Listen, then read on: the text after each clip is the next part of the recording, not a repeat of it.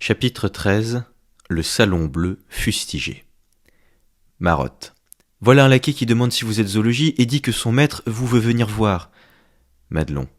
Apprenez, sotte, à vous énoncer moins vulgairement. Dites voilà un nécessaire qui demande si vous êtes en commodité d'être visible. Si l'on avait demandé à n'importe quel Parisien introduit dans le monde de cette première moitié du XVIIe siècle quel était l'endroit le plus agréable de Paris, il aurait répondu incontinent que c'était le salon bleu de Madame de Rambouillet. Fille de l'envoyé français à Rome, née de Vivonne, la marquise de Rambouillet était une personne éminemment raffinée, et ce, depuis son enfance. On rencontre parfois des natures de ce genre. Une fois mariée et installée à Paris, la marquise trouva, non sans raison, les mœurs quelque peu grossières. Elle décida donc de réunir autour d'elle ce que la capitale comptait de meilleur et entreprit d'attirer dans son hôtel la fine fleur de la société. Elle réserva à l'usage des réceptions un certain nombre de pièces, dont la plus fameuse était un salon aux murs tendus de velours bleu. Madame de Rambouillet aimait la littérature plus que tout au monde, et son salon fut tout naturellement orienté principalement vers la littérature. Mais la société qui défilait dans ses appartements était néanmoins assez mélangée. On vit briller dans un fauteuil Jean-Louis de Balzac, écrivain mondain, puis apparaître la figure de penseur désenchanté du duc de La Rochefoucauld, qui entreprit tristement de prouver à la marquise que nos vertus ne sont que des vices cachés. Les esprits troublés par les sombres discours du duc étaient réconfortés par les saillies du pétulant voiture, et messieurs Cotin, Chapelain, Gilles Ménage et beaucoup d'autres se livraient de très intéressantes joutes oratoires. Quand on sut que les meilleurs esprits de Paris tenaient séance chez la Rambouillet, on vit se presser dans le salon les mignons marquises aux genoux garnis de dentelle, les beaux esprits des soirées mondaines, les habitués des premières théâtrales, les compositeurs dilettantes et les protecteurs des muses, les auteurs de madrigaux amoureux et de tendres sonnets. Tout ce monde entraîna à sa suite les abbés mondains et, naturellement, une nuée de dames s'abattit sur le salon. Il y eut Bossuet, qui se rendit par la suite célèbre en ne laissant pas passer un cadavre de quelque renommée en France sans prononcer sur la tombe de celui-ci un sermon inspiré. La première de ces oraisons, il est vrai que ce n'était pas une oraison funèbre, fut dite par Bossuet dans le salon bleu de la Rambouillet, alors qu'il était encore un galopin de 16 ans. Bossuet parla jusqu'à 1 heure avancée de la nuit, ce qui permit à Voiture de dire, quand l'orateur eut fini d'exprimer tout ce qu'il avait en tête: Monsieur, je n'avais jamais encore entendu prêcher ni si tôt ni si tard. Les dames, qui venaient chez Madame de Rambouillet, prirent très vite l'habitude, en s'embrassant, quand elles se rencontraient, de s'appeler mutuellement « ma précieuse ». Le petit mot de précieuse plut beaucoup à Paris et demeura à jamais attaché aux dames qui étaient l'ornement du salon de la Rambouillet. Les vers commencèrent à cliqueter en l'honneur de la précieuse marquise que les poètes appelèrent ensorcelante Arténis, anagramme de son prénom Catherine. En l'honneur de sa jeune fille, Julie Rambouillet, qui étincelait de tous ses feux dans le salon maternel, les poètes tressèrent des couronnes de madrigaux. Puis vinrent les traits d'esprit, fabriqués principalement par les marquis. Ces traits étaient si contournés que de longs éclaircissements étaient nécessaires à leur compréhension. Il y eut bien sûr, hors les murs du salon, des personnalités évincées pour soutenir que ces traits d'esprit étaient tout simplement idiots et leurs auteurs d'une incalculable nudité. Jusque-là, tout ceci n'aurait été que demi-mal, mais après les madrigaux et les traits d'esprit, Catherine de Rambouillet et ses séides entreprirent de s'attaquer pour de bon à la grande littérature. Dans le salon bleu, les œuvres nouvelles étaient lues et discutées, et dès qu'une opinion se dégageait, elle faisait force de loi à Paris. Plus le temps passait, plus le raffinement se développait, plus énigmatiques devenaient les idées brassées dans le salon et contournaient la forme qu'elles revêtaient. Un simple miroir dans lequel se regardaient les précieuses se transformait dans leur langage en conseillère des grâces.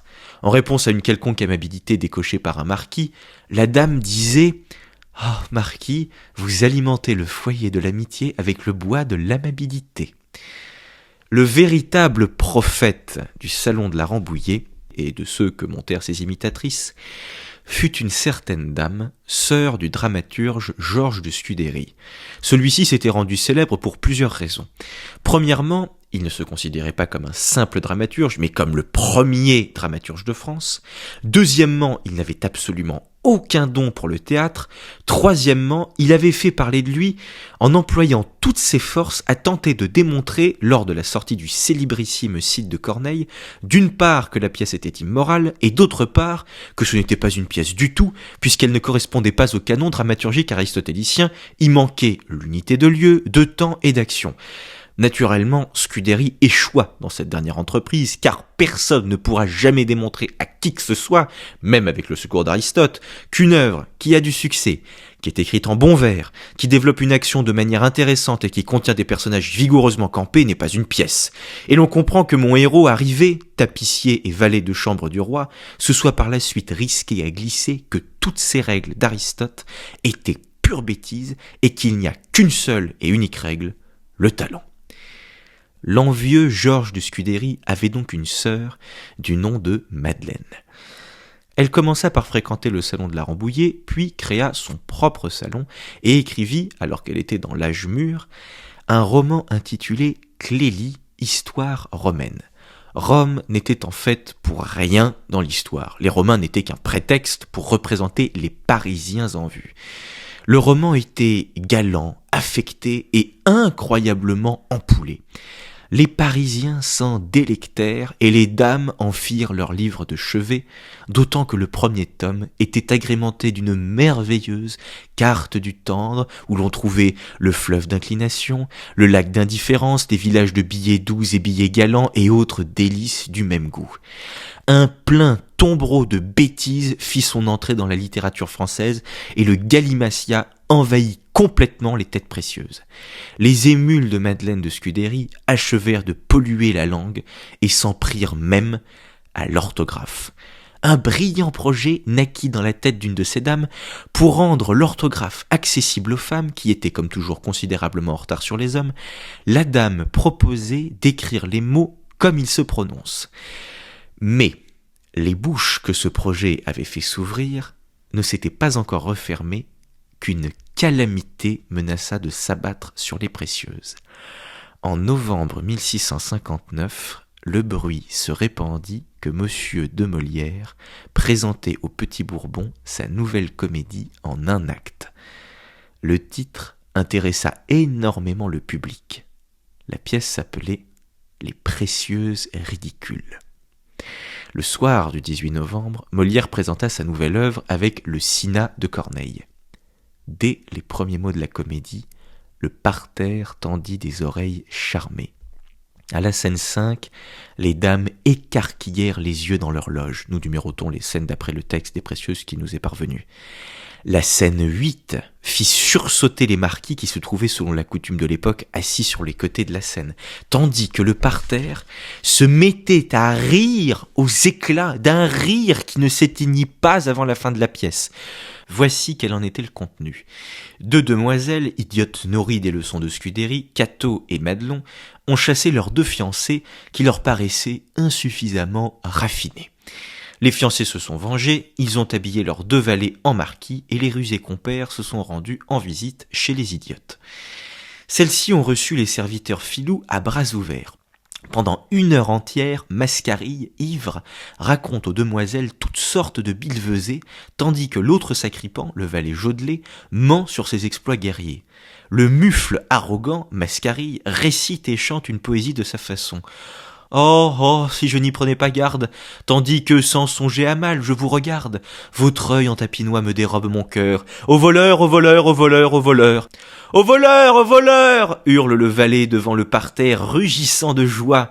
Se trouvaient ainsi ridiculisés aussi bien les cartes du tendre et les salons où l'on composait de tels vers que les auteurs de ces vers et les habitués de ces salons. Et il était difficile d'y trouver quelque chose à redire, puisque les personnages représentés n'étaient pas de véritables marquis, mais seulement des valets déguisés en marquis.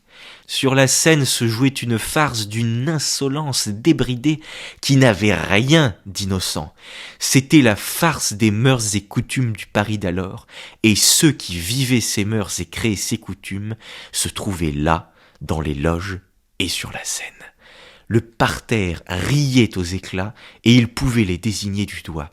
Il avait reconnu les grands seigneurs des salons, que l'ancien tapissier couvrait ainsi publiquement de ridicule. Des loges montaient des murmures alarmés. Le bruit courait dans le public que Cato, c'était sans aucun doute Catherine de Rambouillet, et Madelon, Madeleine de Scudéry.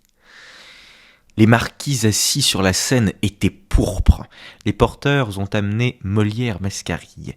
Sa perruque d'idiot était si démesurée que lorsqu'il se baissait pour saluer, les extrémités balayaient le plancher et tout au sommet était perché un chapeau ridiculement petit. À ses genoux bouillonnaient des torrents de dentelle. Le pseudo-marquis Jodelet était joué par le vieux Jodelet, et les deux comédiens, le jeune et le vieux, s'en donnaient à cœur joie et arrachaient des rires au public en se livrant à des facéties toutes plus équivoques les unes que les autres à tous les égards. Les autres acteurs s'étaient mis à leur unisson, notamment mademoiselle de Brie qui jouait le rôle de Madelon, la fille de Gorgibus. Admirez nos beaux marquis, nos précieuses demoiselles. Permettez, ce sont des valets, vous dites ? Bien sûr, ce sont des valets. Mais où ont-ils appris ces manières ? Ridicules, ils sont ridicules jusqu'au dernier ruban de leur costume. Et ces vers, cet air guindé, cette hypocrisie, cette grossièreté naturelle quand ils s'adressent à leurs inférieurs. Quand Molière jeta à travers l'ouverture de son masque un regard en direction du public, il aperçut installé au premier rang de sa loge, devant toute sa suite, l'estimable Madame de Rambouillet. La digne vieille, comme tout le monde avait pu le remarquer, était devenue verte de rage. Elle avait parfaitement compris la pièce. Et elle n'était pas la seule. Du parterre, un vieil homme cria au beau milieu de l'action « Courage, Molière, voilà la bonne comédie !» La bombe explosa si près des rangs des précieuses qu'un début de panique s'ensuivit. Le premier à abandonner l'armée de la Rambouillet fut l'un de ses plus fidèles admirateurs et porte-drapeau qui jeta carrément dans la poussière l'étendard qu'on lui avait confié. Le déserteur n'était autre que monsieur Gilles Ménage, le poète. À la sortie, monsieur Ménage prit par le bras monsieur Chapelain et lui chuchota « Mon cher, il va nous falloir brûler ce que nous avons adoré. Il faut avouer que nous avions vraiment du temps à perdre pour fréquenter ainsi les salons. » Et monsieur Ménage d'ajouter qu'il avait trouvé la pièce forte et mordante et qu'il avait d'ailleurs prévu tout cela. Mais nous ne saurons jamais ce qu'avait au juste prévu monsieur Ménage, car ses dernières paroles furent emportées par le fracas des carrosses. Le théâtre est éteint, les rues sont maintenant complètement sombres. Emmitouflé dans un manteau, une lanterne à la main, tout sautant dans l'humidité de novembre, Molière se hâte pour rejoindre Madeleine. Il y a bien sûr le feu dans la cheminée qui l'attire, mais il y a quelque chose qui l'attire encore plus. Il a hâte de voir la sœur et pupille de Madeleine, Armande Béjart, cette menou qui, il y a 6 ans, jouait Éphire à Lyon. C'est maintenant une jeune fille de 16 ans. Molière a hâte de voir Armande, mais plisse douloureusement le front à la pensée des yeux de Madeleine. Ses yeux se durcissent chaque fois que Molière engage une conversation animée avec la coquette et virevoltante Armande. Madeleine pardonne tout.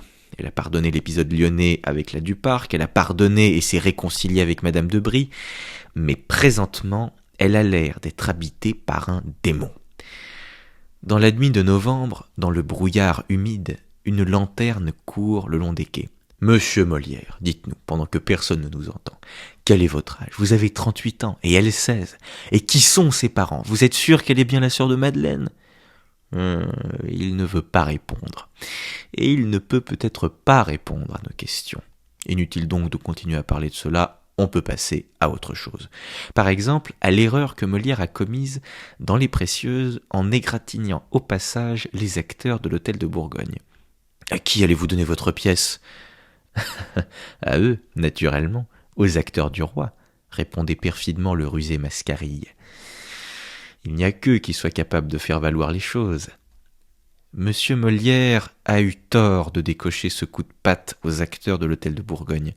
Il est clair, pour les gens lucides, qu'il est un homme d'une autre trempe, un homme qui a créé sa propre école, et Montfleury n'est pas aussi mauvais acteur que l'affirmait Bergerac. Molière et les acteurs de l'hôtel suivent des voies différentes, et il ne sert à rien d'attaquer ces derniers, d'autant que des sorties comme celle des Précieuses ne prouvent absolument rien, et il est très dangereux de se quereller avec tout le monde.